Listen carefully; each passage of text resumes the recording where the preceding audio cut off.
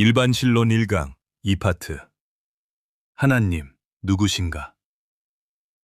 여러분 안녕하세요. 일반신론 1강 2파트 시간입니다. 오늘은 가장 중요한 질문 하나를 붙잡으려고 합니다. 바로 우리가 부르는 하나님이 누구신가 하는 질문입니다. 철학도 하나님을 말하고 종교도 하나님을 말하고 심지어 요즘 유튜브도 우주님, 에너지 이런 표현을 쓰죠. 그런데 성경이 말하는 하나님은 그들과 같을까요? 다를까요? 오늘 이 파트에서는 철학이 만들어낸 하나님 개념과 성경이 계시하시는 하나님을 비교하면서 하나님의 이름과 본질을 다시 정리해 보려고 합니다. 슬라이드에 나온 것처럼 오늘 내용은 철학, 스피노자, 하나님의 이름, 신학의 논리, 그리고 지식의 단계까지 이어집니다. 좀 많아 보이지만 차근차근 가보겠습니다. 지난 시간 간단 복습. 먼저 지난 시간 1파트 내용을 한번 짧게 정리하고 갈게요. 우리가 배운 것은 조직신학이란 무엇인가 하는 점이었죠. 성경 전체에 흩어져 있는 진리를 주제별로 정리하는 학문이다. 그리고 신학의 단계도 살펴봤습니다. 본문은 주석학, 시대와 저자 흐름을 보는 성서신학, 교회 역사와 이스라엘 역사를 다루는 역사신학, 그것을 묶어 주제별로 정리하는 조직신학, 그리고 삶과 목회 현장에 적용하는 실천신학까지요. 또 하나 중요한 건 성경의 권위였죠.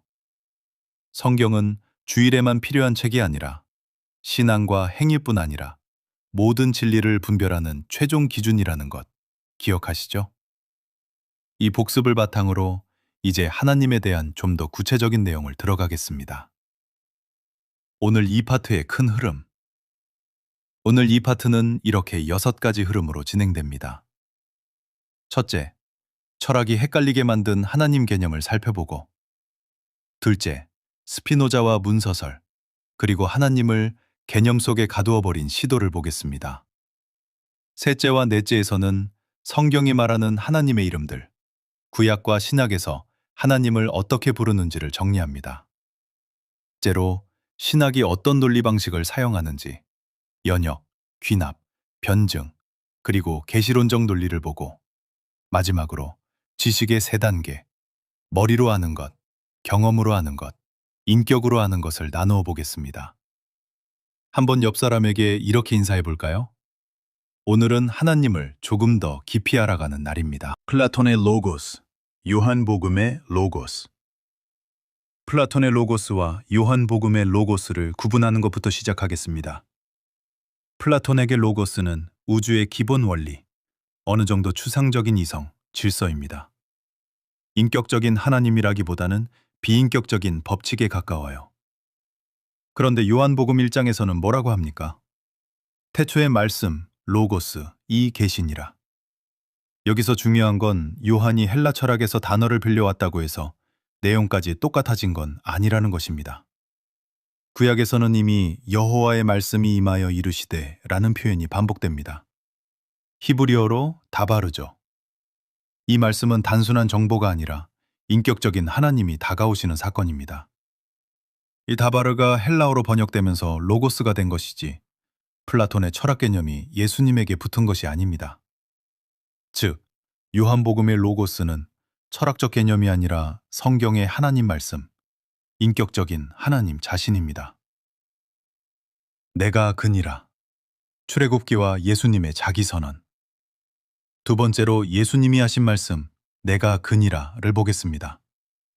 헬라어로 에고 이미라는 표현인데 이건 단순히 나야, 나 이런 정도가 아닙니다. 출애굽기 3장 14절에서 하나님이 모세에게 자신을 소개할 때 나는 스스로 있는 자니라 히브리어로 에흐예 아쉐르 에후예라고 하셨죠. 이 표현으로 번역될 때 바로 에고 에이미로 연결됩니다. 따라서 예수님이 내가 그니라 하실 때 실제로는 출애굽기에서 말씀하신 바로 그 하나님이 나다라는 신성을 선포하고 계신 겁니다. 즉 예수님은 플라톤의 로고스가 아니고 출애굽기의 여호와 하나님이 인간의 몸을 입고 이 땅에 오신 분이라는 것이죠. 스피노자의 배경, 크립토주와 네덜란드. 수대를 많이 내려와서 스피노자라는 철학자를 잠깐 보겠습니다. 스피노자는 포르투갈의 유대인 가정에서 태어났습니다. 박해를 피하기 위해 겉으로는 우리 기독교인입니다 라고 하고 속으로는 유대교를 지키는 사람들을 크립토주라고 부르죠. 이 집안은 나중에 다시 유대교로 돌아오고 계속되는 차별 때문에 네덜란드로 이주합니다. 그곳에서 공부를 많이 해서 안경알을 깎아 생계를 유지하면서도 여러 철학책을 씁니다. 그런데 그의 생각이 너무 기존 유대교와 달라서 결국 회당에서 출교를 당하게 되죠. 스피노자 문서설의 씨앗. 스피노자가 성경, 특히 모세오경을 읽다가 이런 생각을 합니다. 이거 한 사람이 쓴 글 같지 않은데? 문장이 자꾸 끊기고 편집한 느낌이 나는데? 그래서 여러 문서를 이어붙여 모세오경이 되었다고 주장하기 시작합니다. 나중에 발전된 문서설에서는 이렇게 네 가지로 나누기도 하죠. 이 문서, 엘로힘, 하나님 위주로 부르는 부분. 제2문서, 여호와, 이주의 부분. D문서, 신명기 스타일의 법과 설교. 피사, 제2, 레위기적인 부분. 물론 오늘날 학계에서도 이 이론은 많은 비판과 수정을 받았습니다.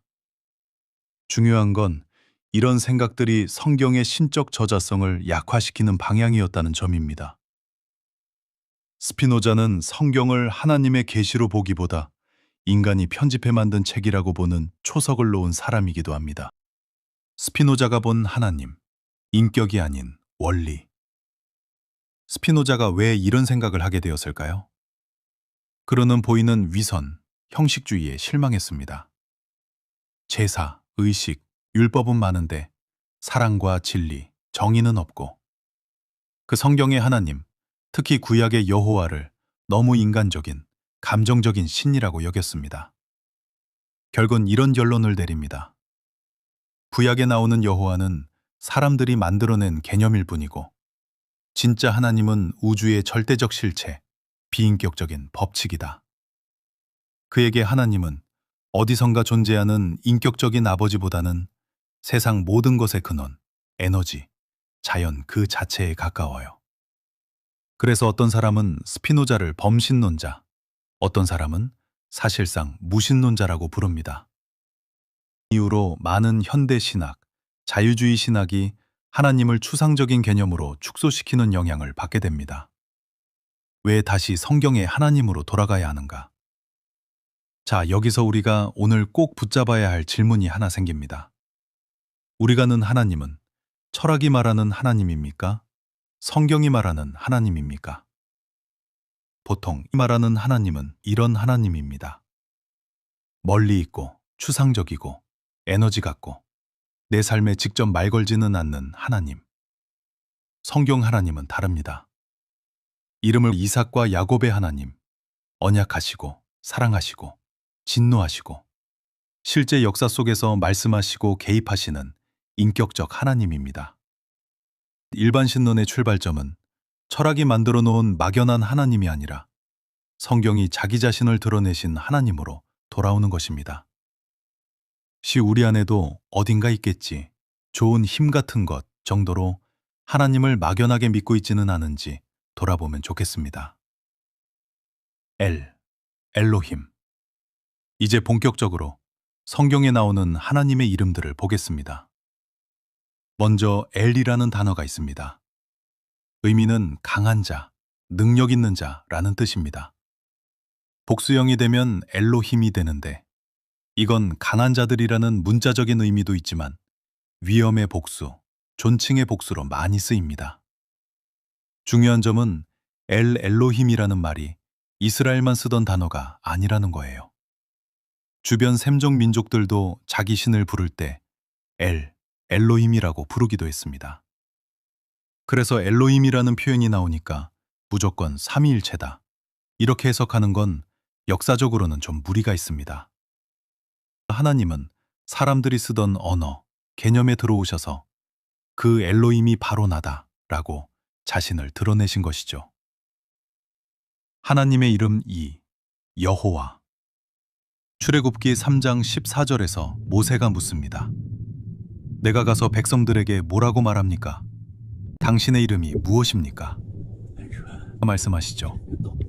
나는 스스로 있는 자니라. 히브리어로 에후예 아쉐르. 이 표현은 나는 존재하는 자, 나는 항상 있는 자라는 의미입니다. 라고 부르는 이름입니다. 이 이름 안에는 이런 메시지가 들어 있습니다. 나는 누가 만든 존재가 아니다. 나는 시작도 없고 끝도 없고 스스로 영원히 존재하는 하나님이다. 그래서 일반 신론을 공부하시는 분들은 출애굽기 3장 14절을 반드시 붙잡으셔야 합니다. 하나님이 자기 자신을 소개하신 가장 중요한 구절 중 하나입니다. 여호와의 복합 이름 1, 이레 엔니시. 여호와라는 이름에 또 다른 단어가 붙어서 하나님이 우리에게 어떤 모습으로 다가오시는지를 보여주는 복합 이름들이 있습니다. 첫 번째는 여호와 이레입니다. 뜻은 여호와께서 준비하신다. 창세기 22장, 아브라함이 이삭을 번제로 드리려 할 때 하나님이 멈추게 하시고 덤불 속 수장을 준비해 두셨죠. 아브라함이 고백합니다. 여호와 이레, 여호와께서 준비하신다. 가장 정확한 때에 준비하시는 하나님이라는 의미입니다. 뜻은 여호와는 나의 깃발. 출애굽기 17장, 아말렉과 싸울 때 모세가 손을 들면 이기고 내리면 지고, 그 장면 기억나시죠? 승리 후에 모세가 제단을 쌓고 이름을 여호와 니시라 부릅니다. 군대는 깃발을 보고 방향을 정합니다. 마찬가지로 하나님이 우리의 방향, 승리의 기준이 되신다는 고백입니다. 여호와의 복합 이름 2, 샬롬 앤 라. 세 번째는 여호와 샬롬입니다. 뜻은 평강의 하나님. 사사기에서 기드온이 두려워 떨고 있을 때 하나님이 두려워하지 말라고 말씀하시고 평강을 주십니다. 그곳 이름을 여호와 샬롬이라 부르죠. 진짜 평안은 상황이 좋아서 오는 것이 아니라 하나님이 함께 계실 때 오는 평안이라는 메시지입니다. 네 번은 여호와 라아입니다. 뜻은 여호와는 나의 목자. 시편 23편 1절. 여호와는 나의 목자시니 내가 부족함이 없으리로다. 양은 앞을 잘 못 봅니다. 풀만 보다가 길도 잃고 물에도 빠지고, 목자가 지팡이와 막대기로 인도하지 않으면 생존이 불가능합니다. 하나님은 우리 인생의 목자, 길 잃지 않게 인도하시는 분이라는 고백입니다. 여호와의 복합 이름 3, 치드케누 앤 삼마. 여호와 치드케누입니다. 뜻은 여호와는 우리의 의. 하나님은 이스라엘만 편애하시는 분이 아니라 모든 민족, 모든 사람을 공평하게, 의롭게 판단하시는 하나님입니다. 여섯 번째는 여호와 삼마입니다. 뜻은 여호와께서 거기 계시다. 에스겔 48장에 나옵니다. 엣을 보면 우상 숭배로 가득한 성전을 떠나시는 여호와의 영광이 먼저 나와요. 바벨론 포로에서 돌아와 성전을 다시 지었지만 법궤도 없고 여호와의 영광도 다시 임하지 않았습니다. 그래서 늙은 자들이 울었습니다. 겉으로는 성전 건물이 있는데 하나님이 계시지 않는 성전이었던 거죠. 에사 8장 마지막에 회복된 예루살렘의 이름이 여호와 삼마, 여호와께서 거기 계시다로 끝납니다. 이건 단순한 지명 이야기가 아니라 하나님이 다시 우리 가운데 거하신다는 회복의 약속입니다. 신약의 하나님의 이름, 디오스 앤 큐리오스. 이제 신약으로 넘어가 보겠습니다. 신약에서 하나님을 지칭하는 대표적인 단어는 두 가지입니다. 첫째, 일반적으로 하나님을 뜻하지만 문맥에 따라 참 하나님도 우상 신들도 가리킬 수 있습니다. 그래상 본문을 잘 보고 어떤 의미인지 분별해야 합니다. 둘째, 큐리오스. 주, 주인, 주님이라는 뜻입니다. 여호와라는 이름을 입으로 직접 부르는 것을 두려워해서 성경을 읽을 때 아도나이라고 대신 읽었습니다. 헬라어로 번역되면서 이 아도나이가 큐리오스로 옮겨진 거죠. 제자들이 예수님을 주님이라고 부르는 것은 단순히 선생님 정도가 아니라 당신은 내 인생의 주인이시고 여호와 하나님과 동등하신 분입니다라는 고백입니다. 계시록 1:8 알파와 오메가 전능하시니. 요한계시록 1장 8절을 보면 하나님에 대한 멋진 자기소개가 나옵니다. 날파와 오메가라. 알파벳 첫 글자 알파, 마지막 글자 오메가. 시작과 끝, 처음과 나중이라는 의미입니다. 지금도 계시니, 호헨. 전에도 계셨더니, 호메노스. 장차 오시리. 마지막으로 판토크라토르. 전능하시니. 과거, 현재, 미래를 모두 다스리시는 전능하신 하나님. 우리 삶의 시간은 어제, 오늘, 내일로 나뉘지만 하나님께는 전체가 손바닥 안에 있는 시간입니다. 우리를 후회하고 오늘을 걱정하고 내일을 불안해하지만 하나님은 그 전체를 알고 다스리시는 분이라는 고백이 이 안에 담겨 있습니다. 신학이 사용하는 논리 1. 연역과 귀납. 이제 마지막 두 큰 덩어리, 신학이 사용하는 논리와 지식의 단계로 넘어가겠습니다. 많이 사용하는 논리 방식 중 하나가 연역법입니다. 연역법은 일반적인 원리, 개별적인 결론으로 내려오는 방식입니다. 예를 들면 1. 모든 사람은 죄인. 나는 사람이다. 3. 그러므로 죄인이다. 성경적으로 말하면 1. 하나님 거룩하시다. 2. 죄는 거룩함에 어긋난다. 3. 그러므로 죄는 반드시 심판을 받는다. 이런 식으로 정리할 수 있습니다. 배냐법은 여러 사례를 보고 공통 원리를 찾는 방식입니다. 여러 실험, 여러 경험을 통해 결론을 도출하죠. 자연과학이 주로 사용하는 방식입니다. 귀납법은 굉장히 유용하지만 항상 조건과 한계가 있습니다. 그래서 우리는 과학을 절대 진리가 아니라 하나님이 주신 좋은 도구 정도로 보는 게 맞습니다. 신학이 사용하는 논리 2. 변증법과 계시론적 논리. 또 하나 자주 회자되는 논리 방식이 변증법, 정반합입니다. 플라톤의 대화법, 헤겔의 변증법이 대표적이죠. 어떤 주장이 있고 반대되는 주장이 있고 이 둘이 부딪히며 합이라는 새로운 수준이 생겨난다는 생각입니다.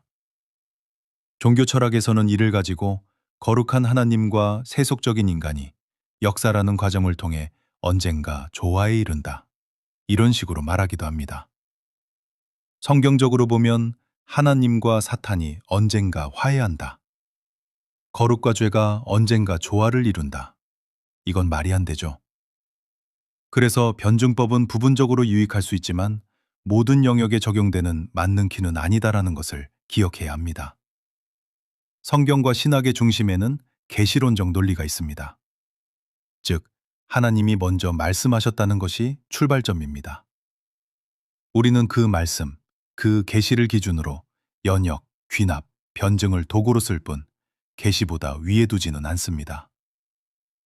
지식의 세 단계, 오이다, 기노스코, 에피기노스코. 이제 마지막 주제, 지식의 세 단계입니다. 신약 성경에서는 안다라는 동사를 여러 가지로 씁니다. 직관적, 본능적 지식입니다. 양심으로 아는 것, 이건 나쁘다, 이건 좋다 정도의 기본적인 인식. 두 번째, 기노스코, 경험적 지식입니다. 수영책만 읽은 사람과 실제 물에 들어가 수영해 본 사람의 차이를 생각해 보세요. 하나님을 안다 할 때 성경은 종종 이 단어를 씁니다. 경험으로 하나님을 알아가라는 의미죠. 세 번째, 에피기노스코, 통달하고 인격화된 지식입니다. 에피가 붙으면서 완전히, 충분히, 깊이라는 뜻이 더해집니다. 즉, 설명도 할 수 있고 내 삶과 성품 안에 녹아든 지식입니다. 스누그약은 우리가 하나님, 그리스도, 복음을 이 에피그노시스 수준으로 알기를 요구합니다. 단순히 예수 믿으면 천국 간대라는 정보 수준이 아니라 그 복음이 내 가치관과 선택과 삶 전체를 바꿔놓는 수준까지 나아가는 것이죠. 오늘의 정리 적용 질문. 이제 오늘 내용을 정리하겠습니다. 첫째, 우리는 철학이 말하는 막연한 신이 아니라 성경이 계시하신 이름을 가지신 하나님을 다시 확인했습니다.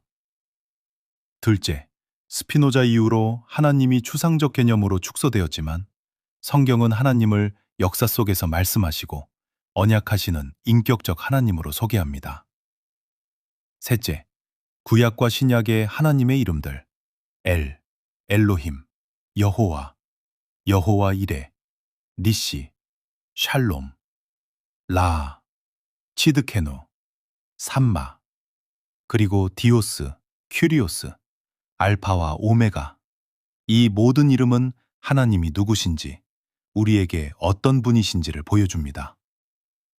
넷째, 신학은 계시를 기준으로 연역, 귀납, 변증을 도구로 사용하며 우리는 하나님을 머리, 경험, 인격의 단계로 알아가야 합니다. 마지막 이런 질문을 드리고 싶습니다. 나는 지금 하나님을 어떤 수준의 지식으로 알고 있는가? 오늘 배운 하나님의 이름들 중 가장 마음에 와닿는 이름 하나를 골라 이번 주 내 기도와 삶에 어떻게 적용할 수 있을까? 잠깐 눈을 감고 각자 마음에 떠오르는 하나님의 이름을 붙잡고 30초 정도 묵상해 보겠습니다. 여호와 이레, 여호와 샬롬, 여호와 라, 알파와 오메가. 오늘도 말씀으로 하나님을 더 깊이 알아가는 시간 되셨길 바랍니다. 매주 올리는 새로운 신학 정보로 풍성해지는 여러분의 삶이 되시길 기도합니다. 구독과 좋아요는 사랑입니다. 감사합니다.